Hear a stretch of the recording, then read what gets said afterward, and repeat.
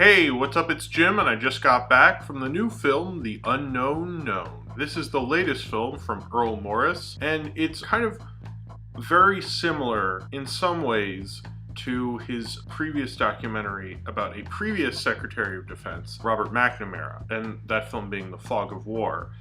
I think the big difference between this film and that film is that Donald Rumsfeld, who in this film Earl Morris is interviewing, he's not really like Robert McNamara in that he's changed in the time that he hasn't been Secretary of Defense.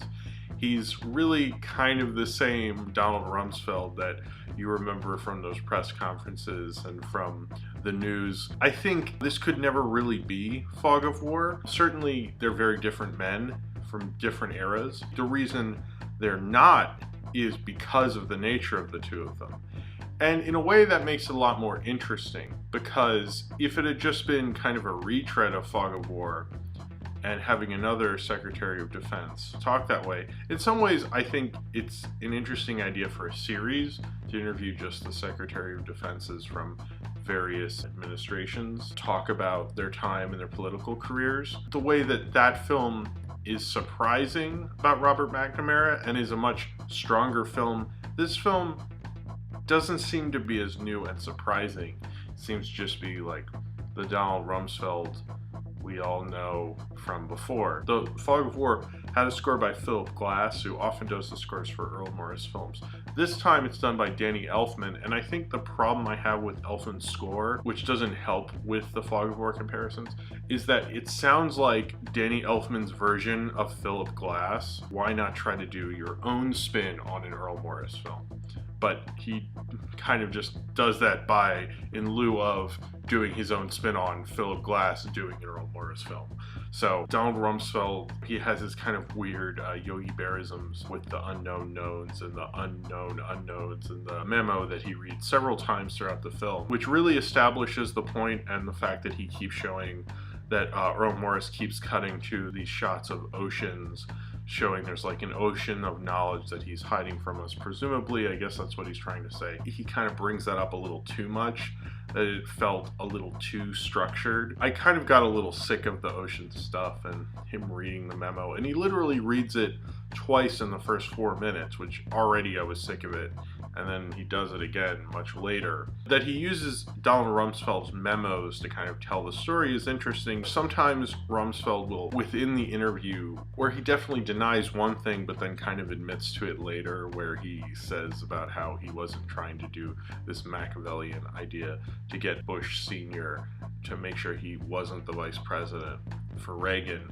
And then later talks about how he knew George W. Bush would not be advised to use him by his father. And he acted like, oh, there was no problem there before, but it's like, well, clearly there was, so why are you kind of changing your mind? And he definitely acted shifty and acted like there was probably something else going on that he doesn't really want to talk about. He is a weird showman. Some of it is really interesting, and as interesting as a film with Donald Rumsfeld could really be. And I think Earl Morris makes good use of Donald Rumsfeld. I don't know how Earl Morris got to ask Donald Rumsfeld if he'd make this film or how this all transpired, but it feels like an easy entry into his filmography. It feels like a director realizing like, well, this is fascinating that I've gotten this go-ahead, so I might as well go for it, because this feels like something that Earl Morris should do. I know he's moving more into fiction films, which I'm not like thrilled about, but this does feel like a better direction than something like Tabloid. Although it's interesting to think that he's both had these ideas of the truth within his last two films, Tabloid and this, and the person he's interviewing and what exactly was going on through all this time. Both the woman from Tabloid and Donald Rumsfeld aren't entirely being truthful, and these big character people that he likes to interview. Whereas I think I kind of prefer the more reserved, quiet, regretful Robert McNamara from The Fog of War. Also, it did feel like I heard Earl Morris a lot more. You always hear him in the background in his films. It's very familiar, the way he's always mic'd, like he's off mic. I felt like I heard him a lot during this movie, like he was almost a supporting character. And I felt like in Fog of War I didn't hear him that much. And I don't know if that's ego or what, but it did feel like he wanted to be someone asking him these questions. Some of them were funny, like when he actually asked him, "Why did you do this movie?" Like, because he seemed more surprised in that question than anyone almost. Like, how did this happen? Like, tabloid seemed to be something he was interested in himself.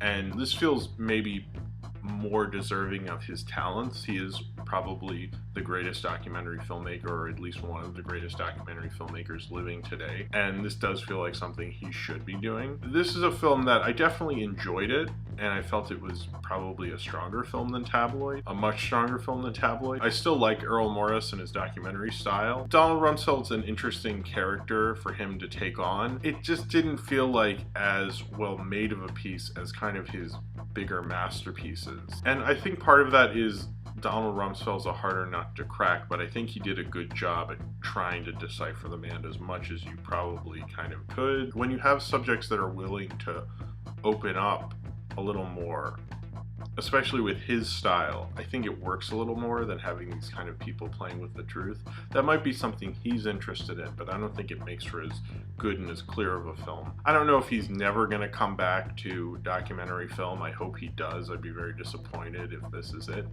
And I wouldn't honestly mind a series where every 4 or 5 years, or it's been a lot longer than that since Fog of War, but if every now and then he made a film about a Secretary of Defense, I think that would be interesting, you know, an odd patriotic duty for Errol Morris to do. But in this film, I guess Rumsfeld does feel a little regretful, especially about Guantanamo Bay and how he wanted to resign. And they show his handwritten resignation letter. It just felt like he was too standoffish. He seemed to know how to talk his way out of things. Even if it didn't really work, he seemed to have the confidence in it. Donald Rumsfeld's certainly a character, quite an experience, much like The Fog of War, but I think maybe there should be more time between when he's interviewing Secretary of Defenses and when they have left office. Maybe that would help more, and then you have more time to think about it. It's also, there were different wars, and the political climate and the history involved with that war are very different. And I think maybe those Secretary of Defenses really reflect that in a lot of ways. Because, I mean, look at Donald Rumsfeld and look at that war, and look at the perception of that compared to the perception of Vietnam and Robert McNamara. And I think, you know, he even brings up that a lot of the things that Obama said he was going to overturn when he got into office, like Guantanamo Bay and a lot of the policies in the Patriot Act, he really hasn't overturned, which is a fair point. I think Errol Morris still got one of his more interesting subjects since The Fog of War, certainly. And I guess this film, because of it being another Secretary of Defense, will probably unfairly live in the shadow of it, but it's still a very good documentary from a very good documentary filmmaker. Even if it isn't one of his brighter spots in his filmography, it's not one of his weaker spots either. It shows how well he can really show a portrait of a character, and Donald Rumsfeld is certainly a character.